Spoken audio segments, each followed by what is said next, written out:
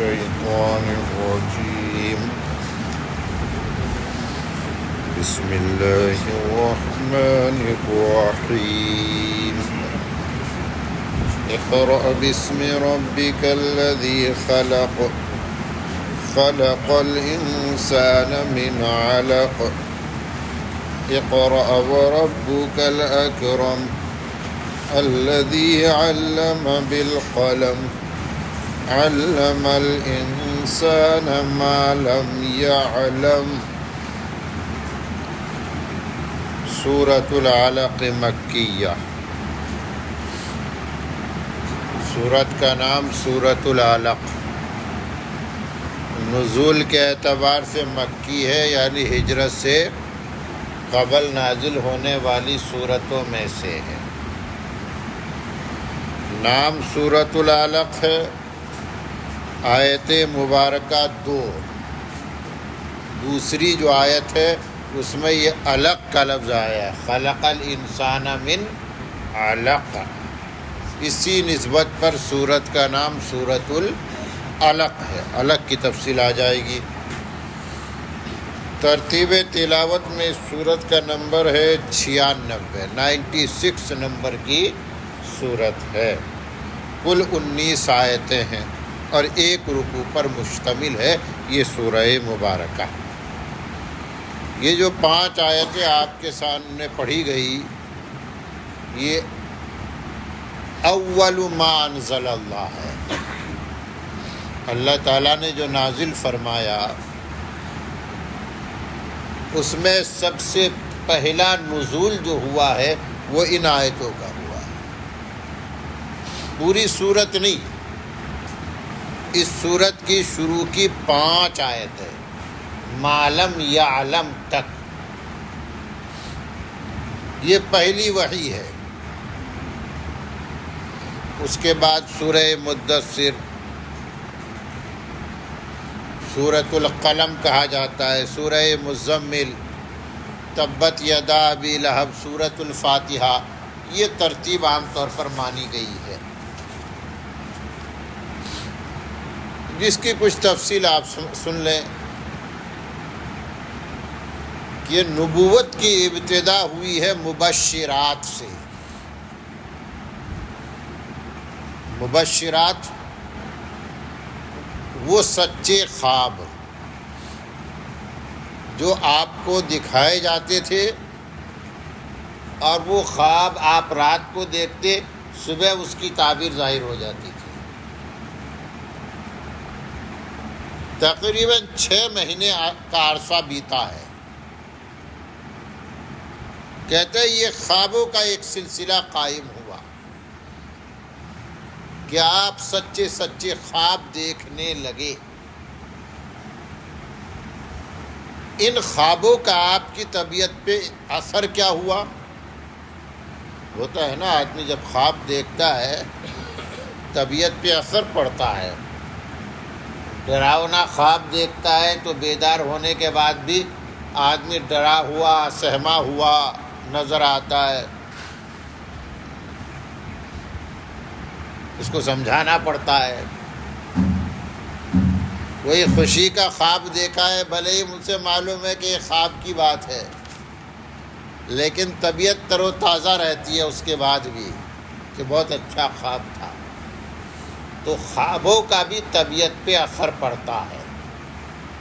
ان اچھے اور سچے خوابوں کا اثر آپ کی طبیعت پہ پڑا، اور یہ اثر دیکھا گیا کہ آپ خلوت پسند ہو گئے۔ پہلے بھی اس کا تذکرہ کر چکے ہیں ہم، خلوت پسند ہو گئے۔ کہا تو حضور اکرم صلی اللہ علیہ وسلم کی زندگی بالکل ایک نارمل انسان کی، ایک کامن مین کی تھی۔ لوگوں کے درمیان اٹھنا بیٹھنا، لوگوں کے کام آنا، لیکن ان خوابوں کی وجہ سے طبیعت خلوت پسند ہو گئی۔ وہی جو لوگوں کے درمیان اٹھتے بیٹھتے تھے، ان کی خوشی اور غم میں شریک ہوا کرتے تھے، سب سے کٹ گئے۔ دنیا میں کیا ہو رہا ہے کوئی مطلب نہیں، سب سے بھاگ رہے ہیں، یہاں تک کہ موقع وہ بھی آیا کہ سب کچھ چھوڑ چھاڑ کر آپ جبل نور کے غار حرا میں جا کے مقیم ہو جاتے تھے، اور یہ بھی کہہ سکتے ہیں کہ معتکف ہو جاتے تھے، اعتکاف کرنے لگتے تھے، گھر سے ٹفن لیتے، توشہ لیتے، غار حرا میں قیام پذیر ہے۔ اب وہ اتنی اونچائی پر ہے کہ وہاں کوئی جا نہیں سکتا، تو وہاں خلوت ہے، تنہائی ہے۔ توشہ ختم ہو جاتا تھا، پھر نیچے اترتے تھے، حضرت خدیجہ توشہ تیار کرتی، پھر اوپر چلے جاتے تھے۔ 6 مہینے کا عرصہ ایسا ہی بیتا ہے، مبشرات کا ایک سلسلہ۔ وہ حدیث میں آتا ہے نا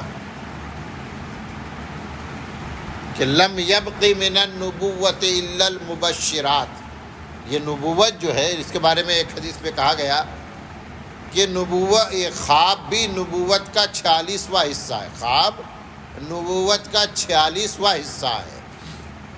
عام طور پر محدثین اس حدیث کی تشریح کرتے ہوئے یہی کہتے ہیں کہ پوری مدت نبوت 23 سال ہے، 40 سال میں نبوت ملی، اس کے بعد 23 سال اس دنیا میں رہے حیات دنیاویہ کے ساتھ، تو 23 کو اگر آپ ڈبل کر لیں تو کیا ہو جائے گا؟ 46۔ تو 23 کا ڈبل کر لیں گے 46، تو اس کا ایک پارٹ بنے گا 6 مہینے کا، 6 کا ایک پارٹ بنے گا۔ تو یہ 6 مہینے آپ نے خواب دیکھے، خوابوں کا سلسلہ چلا، وہ خواب جو پارٹ آف نبوت ہے۔ اور حدیث میں کہا گیا کہ نبوت میں سے کچھ باقی نہیں رہا، جتنے اجزائے نبوت تھے وہ آپ صلی اللہ علیہ وسلم کی وفات کے ساتھ ہی اس دنیا سے رخصت ہو گئے، الا المبشرات، مگر اچھے خواب، سچے خواب جو پارٹ آف نبوت ہے، آج بھی جاری ہے، وہ کسی کو بھی اچھے اور سچے خواب نظر آ سکتے ہیں۔ یہ الگ بات ہے کہ خواب کی ایک الگ دنیا ہے، خواب وہ محتاج تعبیر ہوا کرتا ہے، اور خواب کا تعبیر معلوم کرنا اتنا سہج اور سہل نہیں ہوتا ہے، اس کے متعلقات پہ غور کرنا پڑتا ہے، کس سے کیا اشارہ ملتا ہے، تب اس کی تعبیر سمجھ میں آتی ہے۔ تعبیر کے جو امام ہیں نا، تعبیر الرؤیا، اس فن کا نام کیا ہے؟ تعبیر الرؤیا۔ اس فن تعبیر الرؤیا کے امام ہوتے تھے ابن سیرین رحمۃ اللہ علیہ، اور ان کے عجیب عجیب واقعات کتابوں میں مرقوم ہیں کہ ان کے سامنے ایسا خواب پیش کیا گیا اور انہوں نے خواب کی تعبیر دی، اور ہو بہو وہی تعبیر ظاہر ہو گئی، لوگ پریشان، اور ایک ہی خواب کی الگ الگ تعبیر بھی دیا کرتے تھے۔ یہ دیکھا کرتے تھے کہ خواب دیکھنے والا کون ہے، لگا بندھا قانون نہیں کہ ایک خواب کی ایک ہی تعبیر۔ مشہور ہے کہ ایک آدمی نے خواب دیکھا، آ کر بتایا کہ میری چارپائی کے نیچے آگ جل رہی ہے، میں سو رہا ہوں اور میری چارپائی کے نیچے آگ جل رہی ہے۔ انہوں نے کہا اس جگہ کی کھدائی کرو، وہاں سے تم کو خزانہ ملے گا۔ کھدائی ہوئی تو واقعتاً خزانہ ملا۔ 5-6 مہینے کے بعد دوسرا آدمی آیا، اس نے بھی یہ سیم وہی خواب بیان کیا کہ میں سویا ہوں اور میری چارپائی کے نیچے آگ جل رہی ہے۔ انہوں نے کہا کہ جاؤ گھر پہ جاؤ، جتنی جلدی ہو سکے گھر میں جو ضروری سامان ہے گھر سے نکال لو، آفت پڑنے والی ہے۔ یہ گئے، سامان وغیرہ باہر نکالا اور دیکھتے دیکھتے گھر میں آگ لگ گئی اور گھر جل گیا۔ خواب کی تعبیر تو پوری ہو گئی، لیکن جو لوگ تھے ان کی مجلس میں وہ بڑے پریشان کہ 5-6 مہینے پہلے وہی خواب ایک شخص نے دیکھا تھا، اس کی الگ تعبیر اور ابھی الگ تعبیر، اور دونوں تعبیر پوری ہو رہی ہے، ہو بہو سچا ثابت ہو رہی ہے۔ ان سے پوچھا کہ ایسا کیا ماجرا ہے، ذرا ماجرا بتائیے، ڈیٹیل میں سمجھائیے۔ تو انہوں نے کہا کہ پہلا آدمی جو خواب لے کر آیا تھا وہ سردی کا زمانہ تھا، اور سردی کے جب اس نے خواب بتایا تو میرا ذہن گیا کہ سردی کے دنوں میں چارپائی کے نیچے آگ کا جلنا یہ آدمی کی پسندیدہ بات ہوتی ہے، پسند کریں گے، ایسا ہو تو مزہ آ جائے، ایسا ہو تو مزہ آ جائے، آگ جل رہی ہو اور میں آرام کی نیند سو رہا ہوں، ورنہ تو ٹھنڈ اتنی پڑ رہی ہے کہ نیند نہیں آ رہی ہے۔ تو میں نے سوچا کہ اس وقت آگ کا جلنا نعمت ہے، تو میں نے بتا دیا کہ کوئی نعمت ملنے والی ہے، اور یہ شخص جو خواب لے کر آیا تھا یہ گرمی کا زمانہ ہے، گرمی کے دنوں میں آدمی آگ سے دور بھاگتا ہے، تو میرا ذہن گیا کہ کوئی مصیبت آنے والی ہے، تو میں نے بتا دیا، اور اللہ نے اس تعبیر کو بھی صحیح بتا دیا۔ تو یہ خواب یہ میں عرض اس لیے کر رہا ہوں کہ بہت سے لوگ کو خواب بہت زیادہ نظر آتا ہے۔ کچھ لوگ ایسے ہیں وہ کہیں گے آپ سے کہ مجھے تو کبھی کوئی خواب نظر نہیں آتا، اور کچھ لوگ ایسے ہیں جو کہیں گے کہ آج میں نے یہ خواب دیکھا، آج میں نے یہ خواب دیکھا، روز وہ سوئے نہیں کہ خواب نظر آنا شروع ہو گیا۔ تو اگر اچھے خواب بھی ہے، ویسے تو خواب کی 3 قسمیں ہیں، خواب کی کتنی قسمیں ہیں؟ 3 قسمیں ہیں۔ ایک خواب تو اس کو حدیث النفس کہا جاتا ہے، خواب کا نام ہی کیا ہے؟ حدیث النفس، نفسانی خیالات، کہ آدمی دن میں جو کچھ دیکھتا ہے اس کی طبیعت وہ اس کے بارے میں سوچتا ہے، نظر کے ذریعے دیکھتا ہے لیکن وہ سارا جمع کہاں ہوتا ہے؟ دماغ پہ۔ رات کے وقت جب وہ سو جاتا ہے تو دماغ میں وہی خیال، وہی چیز جو دن میں اس نے دیکھا تھا، خیال بن کر ایک نقش قائم کر لیتا ہے۔ کیا قائم کر لیتا ہے؟ ایک نقش، ویژول میں آ جاتا ہے، ایک نقش قائم کر لیتا ہے، اور وہ سب کچھ وہ دیکھنے لگتا ہے۔ یہ کامن خواب ہے۔ اس طرح کے خواب تعبیر کے محتاج نہیں ہوتا، ایسے خوابوں کی کوئی تعبیر نہیں ہوتی۔ یہ وساوس ہے، یہ حدیث النفس ہے، خیالات ہے، اس کے طرف آدمی کو دھیان نہیں دینا چاہیے۔ خواب کی دوسری قسم ہے شیطان کے طرف سے۔ کس کے طرف سے؟ کہ شیطان بڑا دشمن ہے انسان کا، وہ اگر بیدار بھی ہے تو وسوسے ڈالنے کی کوشش کرتا ہے۔ وسوسے مطلب برے برے خیالات، یہ شیطان کا ہتھیار ہوتا ہے۔ کسی بھی انسان کو برا بنانے کے لیے وہ کون سا ہتھیار استعمال کرتا ہے؟ وسوسے کا استعمال کرتا ہے۔ تو یہی وسوسے بیداری کی حالت میں بھی ڈالتا ہے، اور جب انسان سو جاتا ہے اس وقت بھی وسوسے ڈالتا ہے، اور جب سونے کی حالت میں شیطان وسوسے ڈالتا ہے تو وہ خواب کی شکل میں نمودار ہو جاتا ہے۔ اب چونکہ شیطان انسان کا دشمن ہے، وہ خواب بھی ایسے ہی دکھائے گا جس سے انسان تکلیف میں آئے۔ تو عام طور پر جو شیطان کے خواب ہوتے ہیں وہ ڈراونا ہوتے ہیں۔ کیا ہوتے ہیں؟ وہ ڈراونا ہوتے ہیں، انسان کا چین اور سکون درہم برہم کرنے والے ہوتے اس ٹائپ کے خواب۔ اگر اس طرح کا کوئی خواب نظر آئے تو اس کا طریقہ یہ ہے کہ جو ہی آنکھ کھلے لا حول ولا قوت الا باللہ پڑھے، یا اعوذ باللہ من الشیطان الرجیم پڑھے، اور بائیں طرف تھو تھو کر دے۔ کیا کر دے؟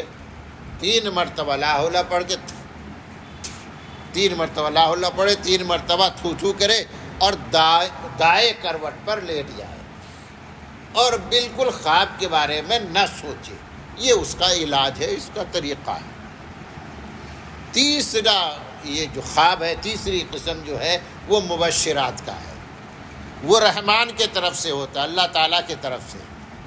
کبھی کبھی بیداری کی حالت میں اللہ تعالیٰ کوئی اچھا خیال ہمارے دل میں ڈال دیتا ہے، اور اس کے لیے اللہ تعالیٰ نے مستقل ایک فرشتہ پیدا کر رکھا ہے. ہر انسان کے ساتھ ایک فرشتہ ہوتا ہے.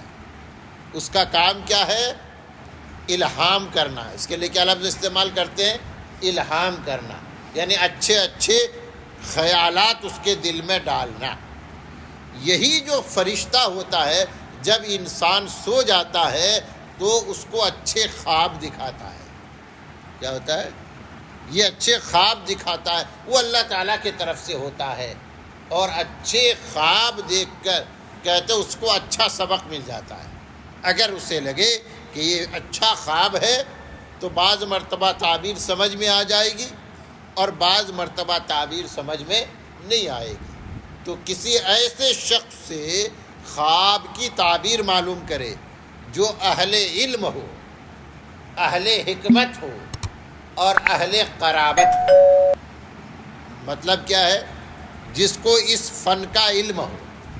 چونکہ میں نے بتایا مستقل یہ ایک فن ہے، ہر ایک کو اس فن سے آشنائی نہیں ہوتی، علم نہیں ہوتا ہے. تو کچھ اس فن سے ان کا تعلق ہو اور وہ آپ کا خیر خواہ ہو. خواب کی تعبیر کس سے پوچھنی چاہیے ہمیشہ؟ جو آپ کا خیر خواہ ہو، ویل وشر ہو.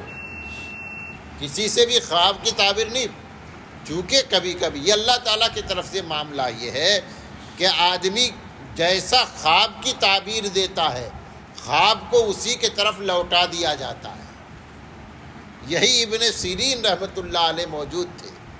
ایک شخص نے خواب دیکھا کہ ایک ٹانگ میری مشرق میں ہے، ایک ٹانگ میری مغرب میں، ایک ٹانگ ایسٹ میں اور دوسری ٹانگ ویسٹ میں. تو جس سے وہ خواب بتا رہا تھا اس نے کہا ارے ایسا ہو تو آدمی بچتا تھوڑے نہ ہے، تجھ پر ایسی مصیبت آئے گی کہ تیرا خاتمہ ہو جائے گا.